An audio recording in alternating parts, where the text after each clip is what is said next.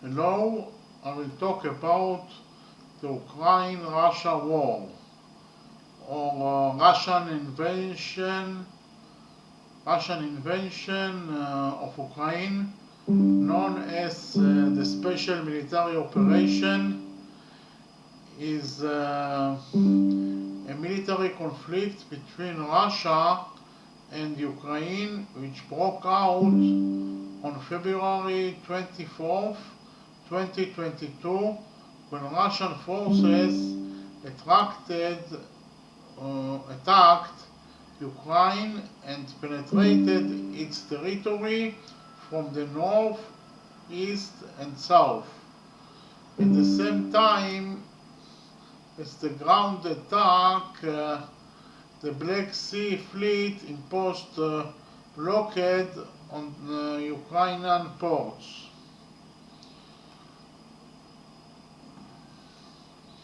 The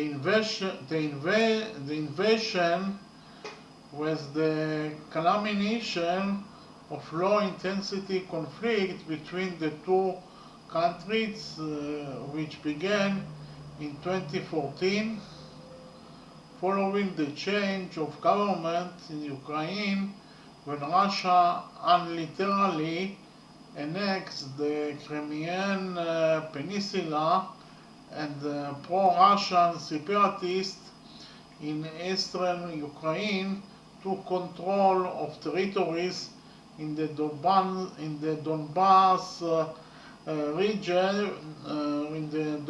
region with indirect Russian assistance.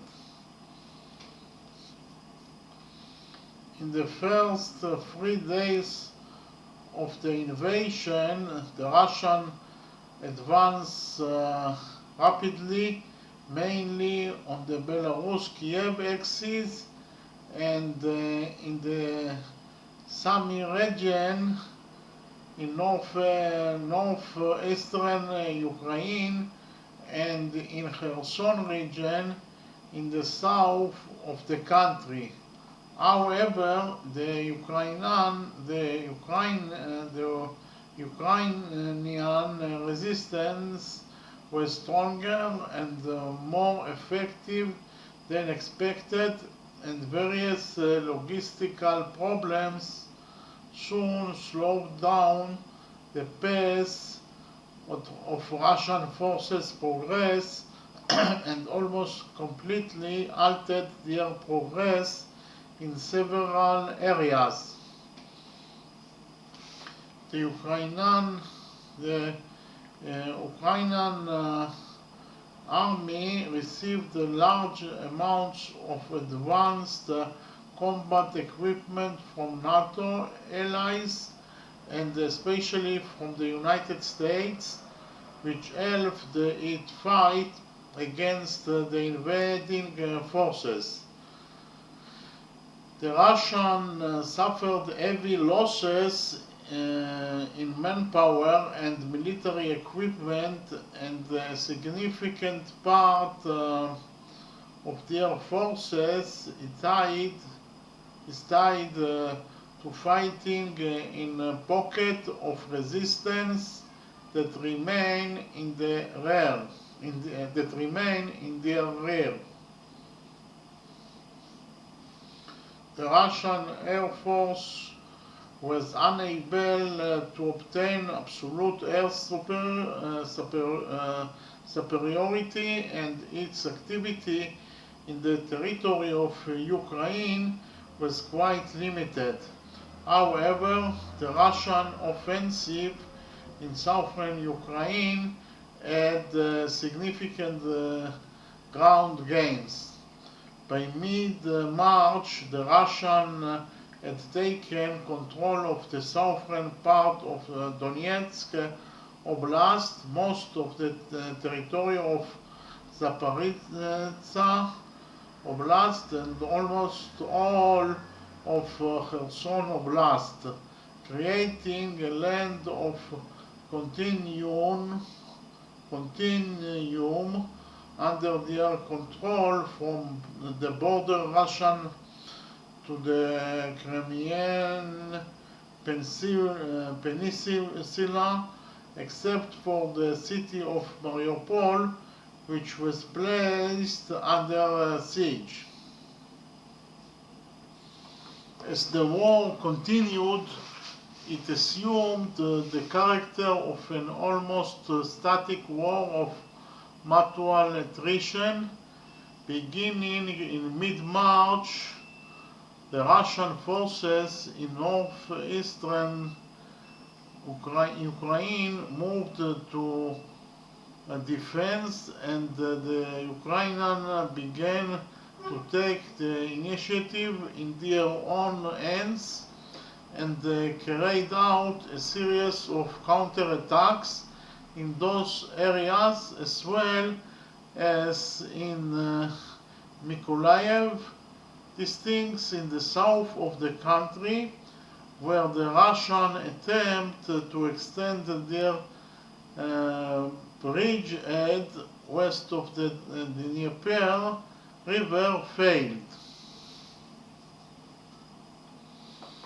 At the beginning of April 2022, the Russian army withdrew within a few days from almost all the territories it occupied in the northeast of Ukraine, in the districts of Kiev, Chernihiv, and Sumy. The Russian command began redeploying the forces which had been evacuated from those districts, with the intention of concentrating the offensive effort in southeastern Ukraine and completing the takeover of the entire Donbas region.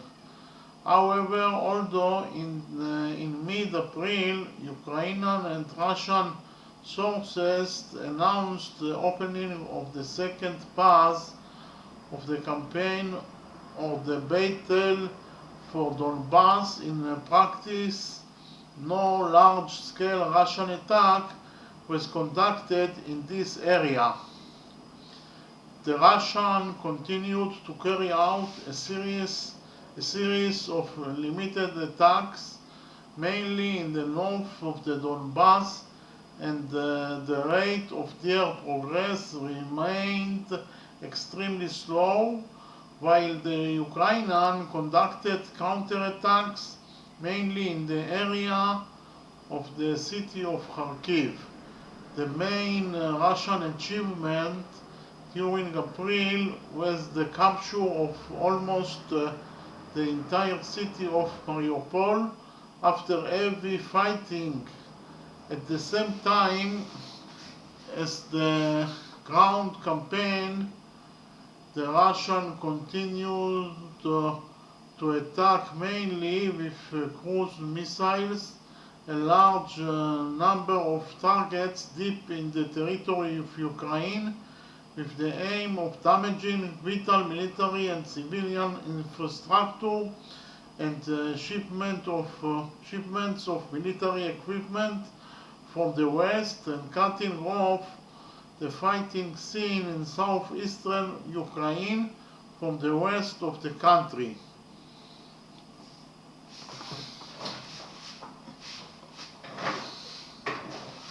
The second week of May 2022, in the second week of May 2022, the Russian managed to break out the small salient they held in the area of the city of Popasna, created a large bulge in the front line in the north of the Donbas, and reached a short distance from the important crossroads in Artobatsk, that is Bakhmut. Towards the end of June 2022, the Russian army launched a major attack from several directions on the Severodonetsk Lysychansk region, and by July 4, the city of Lysychansk, the last Ukrainian outpost in the Luhansk region, fell into the hands of the Russians. The Ukrainian forces who defended the area had to evacuate it quickly after suffering heavy losses and retreat west towards Seversk in order to be saved from encirclement. After the withdrawal from the Lysychansk area, the Ukrainians recognized on the Seversk soldier Bakhmut line, and the front line in the Donbass remained significantly unchanged during the next 2 months. At the end of August 2022, the Ukrainians took the initiative and carried out a series of large-scale counterattacks in various areas of the front. The first counterattack in the Kherson region met with fierce resistance and achieved limited progress. However, the second attack, launched at the beginning of September in the sector north of the city of Balaklia in Kharkiv district, achieved a deep penetration of the Russian defense system and was a complete success. The Russian command had to evacuate within a few days almost all the territory under its control in the Kharkiv region, including the Izium area, and retreat to the line of Oskil River. In the second half of September, 2 significant events took place with the potential to change the course of the war in Ukraine. On the 21st of the month, Putin announced a partial mobilization of the reserve forces in Russia, and the Russian Minister of Defense announced that in the first phase about 300,000 reserve soldiers would be recruited to reinforce the Russian forces fighting in Ukraine. At the same time, the Russians announced the holding of a referendum in the districts of Donetsk, Luhansk, Zaporizhzhia, and Kherson on the annexation of those districts to the Russian Federation. Following the results of the referendums, which were held in the territories controlled by Russia in aforementioned district between September 23 and 27, the Russian equivalent announced on September 13th the annexation of the 4 districts of Ukraine to Russia, even though Russia didn't control some of them, a move that was widely condemned internationally. Despite the annexation, the Ukrainian army continued to attack and retake territory in the regions annexed by Russia.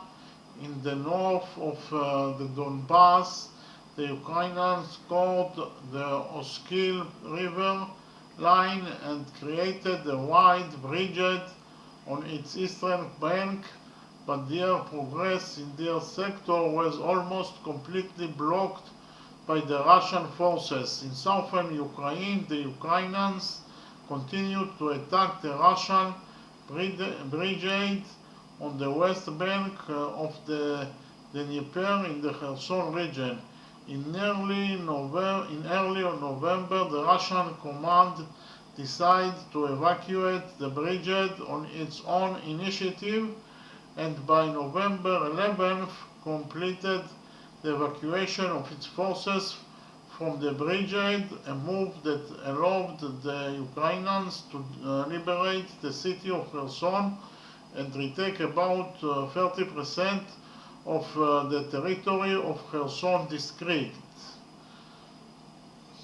The war resulted in extensive international sanctions on Russia and its condemnation and the mobilization of the West to help Ukraine with arms and money. Sweden and Finland announced their intention to join NATO in the territories of Ukraine. Evidence of acts of Russian atrocities against civilians on large scale, which are being investigated as war crimes by Western and international bodies.